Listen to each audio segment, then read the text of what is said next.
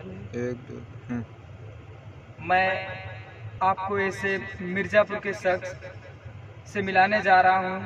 Sir आप अपना पूरा परिचय दीजिए। सबसे पहले आप सभी को सादर प्रणाम। मैं दिलीप सिंह पटेल, पूर्व जिला अध्यक्ष अपना दल छात्र मंच मिर्जापुर।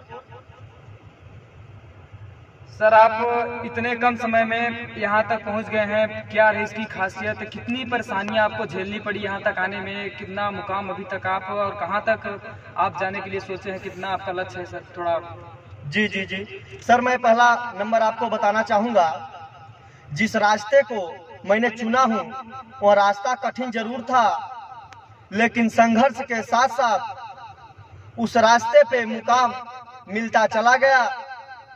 मैं हिंदुस्तान के 65% युवाओं की भागीदारी, हिस्सेदारी सुनिश्चित करने के लिए संकल्प लिया हूं। उस संकल्प के हिसाब से मैं लक्ष्य निर्धारित कर चुका हूं और कहीं न कहीं जब तक युवाओं और किसानों की 65% भागीदारी निम्न सदन से लगा के उच्च सदन तक नहीं मिलेगी, तब तक संघर्ष हमारा जारी रहेगा। जी सर, बिल्कुल सही, आपका टारगेट एकदम सही है। आप बिल्कुल सही लक्ष्य लेके आगे चल रहे हैं, आपको जरूर एक न एक दिन सफलता मिलेगी। सर आप एक और क्वेश्चन, जिस तरीके से आप लगातार युवाओं के साथ हैं, उनको एक साथ जोड़ने का काम कर रहे हैं, आगे आप युवाओं के लिए क्या सोच रहे हैं? आगे आप युवाओं को क्या संदेश देंगे? किस तरह से उनको कौन से रास्ते चुनने के लिए? सर थोड़ा इसमें बताइए। आपने बहुत अच्छा क्वेश्चन किया। मैं आपका ध्यान आकर्षित कराना चाहता हूं। अंग्रेजों की लड़ाई में हमारे युवाओं का अहम योगदान रहा है। युवाओं ने भगत सिंह के नेतृत्व में 6,32,000 इस देश के लिए शहादत दिए।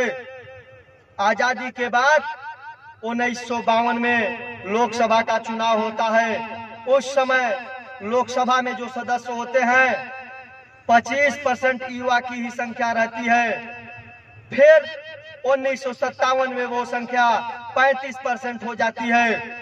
दुर्भाग्य हुआ, जो संख्या बढ़नी चाहिए, आज युवा देश होने के बावजूद भी जो संख्या बढ़नी चाहिए वो संख्या घट करके 2014 के चुनाव में लोकसभा में हमारे युवाओं की संख्या सदन में पहुंची 14% थी। आज 2019 के चुनाव में जो और बढ़नी चाहिए थी संख्या 65% के हिसाब से वो संख्या जाकर के 8% पहुंच गई। कहीं न कहीं यह दुर्भाग्य है हम सबका और देश वालों का।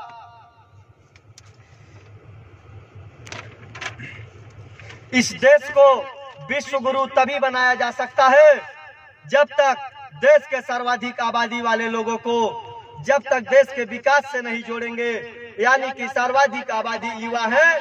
हमारा भारत एक युवा देश है, भारत एक कृषि प्रधान देश है। जब तक इन दोनों लोगों को विकास से नहीं जोड़ेंगे तब तक मेरे देश का विकास संभव हो ही नहीं सकता। न भारत एक विश्व गुरु भी नहीं बन सकता। आप उठाकर देखिए, कोई भी कनाडा उठाकर देख लीजिए, जापान देख लीजिए, ये सब विकसित देश है। ये विकसित देश इसलिए है यहाँ युवा प्रतिनिधित्व है, यहाँ युवा नेतृत्व कर रहे हैं। मैं चाहूंगा जो भी हो हिंदुस्तान में भी युवाओं का प्रतिनिधित्व बढ़ाया जाए, जो 65% के हिसाब से हिस्सेदारी, भागीदारी सुनिश्चित हो। इससे कहीं न कहीं हमारा देश विश्व गुरु बन सके, जो सब भारतवासी परिकल्पना कर रहे हैं।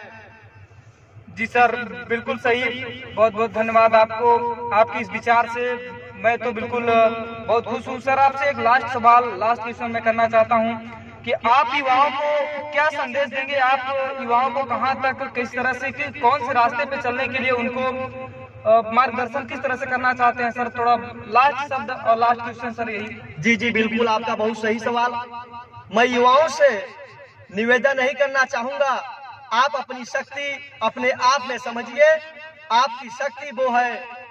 मैं आपका ध्यान आकर्षित कराना चाहूंगा, किसी विधायक और सांसद बनने के लिए सिर्फ 35 से 40% वोट की जरूरत होती है। उसे सदन में जाने के लिए आज आपकी शक्ति इतनी है। आप 65% आबादी है। आप अगर चाह लें तो एक समय था जब किसी घर का गार्जियन के कहने पर वोटिंग होती थी, लेकिन आज यह सौभाग्य है हम जैसे नौजवानों का, हमारे घर के लोग भी जो हैं हमसे, वो हमारे घर के लोग युवाओं से पूछकर वोटिंग करते हैं कि बेटा वोट कहाँ दे।